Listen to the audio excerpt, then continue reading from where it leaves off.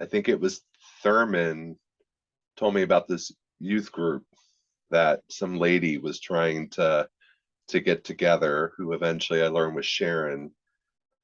And she I remember the first night because I didn't drive. I didn't start driving until I was close to almost 18.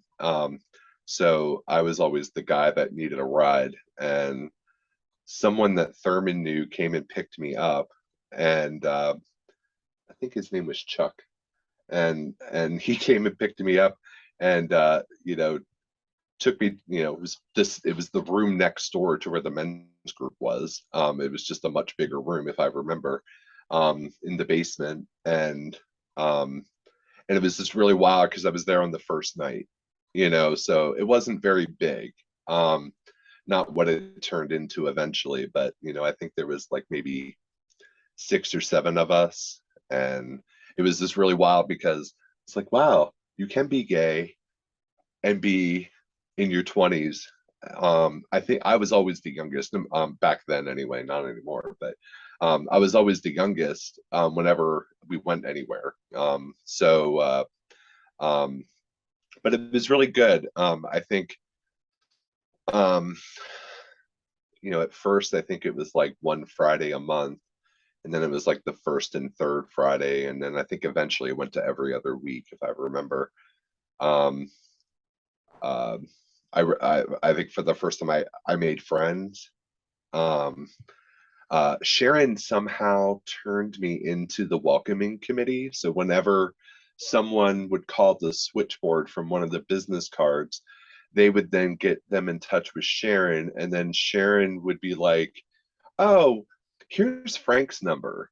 You should call him. He'll tell you all about it." And then I would just get these random people calling my phone, or sometimes she would say, "Hey, call this number.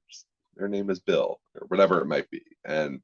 Um, and so like I would be priming these new people, like, "Oh, well, this is what groups like, and this is what we do, and this is what we've done," and stuff like that. And group just grew more and more.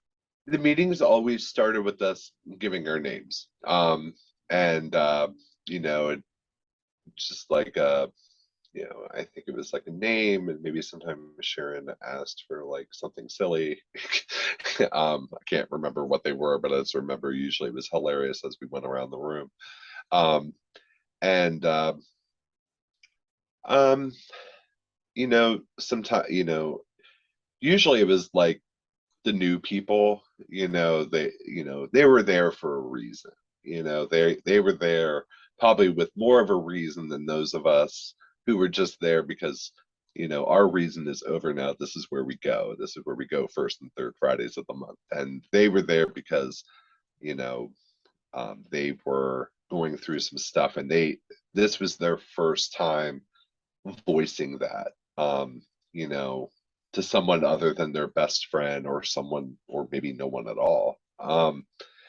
And um, at first it was just really focused on, you come to the group, we talk. It was a couple hours long. Eventually, like, we started doing stuff, after group, maybe going to one of the 1,000 diners that are around here, around up there. Um, then Sharon started talking about, well, why don't we do stuff after, or like other than, on that Friday or something like that. And um, then of course the frogs, the infamous frogs. I can tell you, I remember the frogs. I remember going to Jack and his partner's house to make said frogs. Um, uh, I can't remember why we thought that was a good idea. um, most of them were the ugliest and most weird looking frogs, and we would sell them at Pride, and we always, and people would buy them. But they were the gay frogs, and um, but we would go to Sharon's house sometimes. We would just eventually, like, we would have parties and things like that. But the group itself, though, I mean, sometimes, sometimes Sharon would have a guest. I think it was like once a month she would try to get a guest, and like Dan Miller came one time, and um, she had a pediatrician come in one time, and ironically, one of my friends that was there, it was his pediatrician, much to his surprise. and um, and then some of them were about, like the subject matter might be being gay or something, or that experience or something like that. And sometimes it'd be like completely random of, there was these people that came to tell us about their experience of being mistreated by the federal government's conspiracy laws. And how Lewistown per capita had the worst heroin addiction in the country. And like I said, random stuff. It broke up the monotony, for sure. Um, um, and of course, the facilitators was Sharon, and then Jack, and then eventually Melinda came.